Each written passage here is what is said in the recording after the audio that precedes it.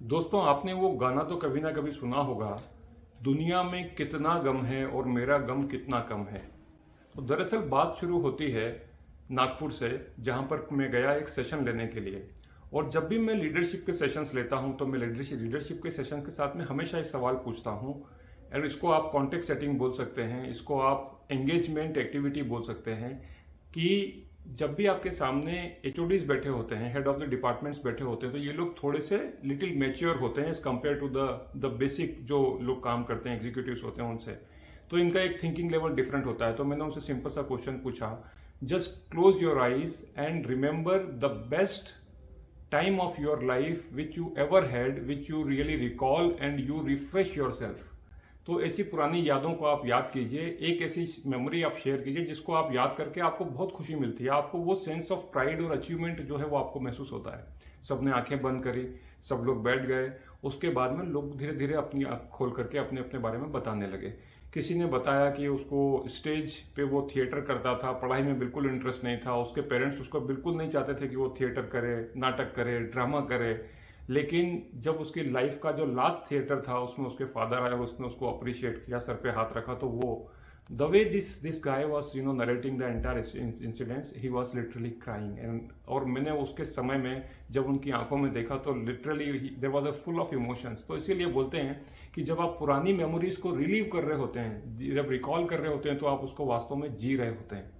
किसी ने बताया कि किसी ने क्रिकेट मैच में पहली बॉल पे जब छक्का मारा, जब कोई उसको वैल्यू नहीं कर रहे थे लोग, तब लोगों ने तालियां बजाई, जब लोगों ने देखा, अप्रिशिएट किया, तो उसको बहुत अच्छा लगा। सब अपना अपना जो किस्से जो है वो नरेट कर रहे थे।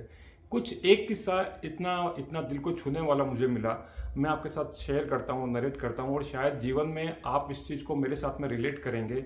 और यदि ये बात आपको समझ में आती है, यदि आपके दिल को भी छूती है, तो मेरा निवेदन है कि कमेंट करके जरूर बताइएगा कि ये आपको कितना कितना आपको ये जो एक दर्दनाक जो किस्सा मैं शेयर कर रहा हूँ, इतना मार्मिक किस्सा मैं जो शेयर कर रहा हूँ, आपके दिल को छुआ या नहीं।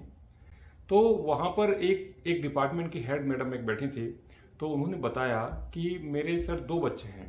तो मैंने उनसे पूछा कि आपके जीवन का ऐसा कौन सा ऐसी मेमोरीज है जिसको याद करके आपको बहुत सेंस ऑफ प्राइड मिलता है। तो वो बोलती हैं कि मेरे 2 बच्चे हैं, I am blessed with 2 sons. तो एक बेटा मेरा जो है वो 2 साल का है या 3 साल का है, लेकिन उसकी जो ब्रेन की जो मेमोरी पावर है, उसकी जो ब्रेन की जो थिंकिंग पावर है, it is just like the in the age of 15 to 16 years. तो उसका ब्रेन जो है 16 या 17 साल के बच्चों जैसे रिएक्ट करता है। और दूसरा बच्चा 18 साल का है, लेकिन उसका उसका ब्रेन जो है वो अंडर डेवलप्ड है, यानी कि वो 3 साल या 4 साल के बच्चे जैसा रिएक्ट करता है। आप समझ रहे हैं मैं क्या कहना चाह रहा हूं? कि एक बच्चा जो बहुत कम एज का है उसका ब्रेन ज्यादा डेवलप है, और दूसरा बच्चा जो बहुत ज्यादा एज का है उसका ब्रेन बहुत कम डेवलप्ड है। तो यहाँ पर इसको अंडर डेवलपमेंट और ओवर डेवलपमेंट आप बोल सकते हैं। And that lady really narrates. उसके बाद में वो बताती है कि सर मैं अपने बच्चों को लेकर के अलग अलग न्यूरोलॉजिस्ट के पास में गई, अलग अलग देश के जो बड़े बड़े जो पीडियाट्रिशियंस हैं उनके पास में गई, बहुत सारा उनका एलोपैथिक ट्रीटमेंट कराया, एंड फाइनली उसको कोई सॉल्यूशन नहीं मिला। अब यहाँ से दिल को छूने वाली बात वो करती हैं कि सर मुझको कोई सॉल्यूशन नहीं मिला, कोई समाधान नहीं दिखा, तो मैंने एक निर्णय लिया कि क्यों ना मैं खुद इसके बारे में कुछ करूं।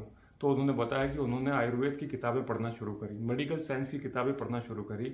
उसके बाद में उनको ब्राह्मी या पता नहीं 2-3 और इंग्रेडिएंट ऐसे लगे कि जिसके कारण उनको लगा कि कुछ होप हो सकती है, बच्चों के दिमाग के ऊपर कुछ किया जा सकता है। तो that lady has started taking this there both the kids to Assam के पास में किसी गांव में जहां एनवायरनमेंट बहुत अच्छा है, वहां पर दोनों को बच्चों को लेकर के गई, और 3 महीने तक उन्होंने अपना खुद का ट्रीटमेंट दिया जो उनको समझ में आया। And she has seen the huge improvement into the mental health of both the students, both their kids। तो उनको इतनी खुशी हुई बाद में 3 महीने के बाद में, जब उन्होंने डॉक्टर को दिखाया तो डॉक्टर भी बिल्कुल आश्चर्यचकित रह गए कि ये कैसे हो सकता है, ये तो एक तरीके का जादू है, it is something like a magic. तो उन्होंने बताया कि मैंने उन बच्चों को रिकवर किया, और आज की तारीख में उनका जो बड़ा बच्चा है, he is very good cook. वो खाना बनाता है, खाने के सारे इंग्रेडिएंट याद रखता है, वो इतना अच्छा खाना बनाता है कि शायद आपको शहर में गिने चुने लोग ऐसे मिलेंगे जो इतने अच्छे खाना बनाते हों। And that lady had a dream, उसके पास में एक सपना है कि मैं अपने बच्चे को बेस्ट शेफ बनाऊंगी।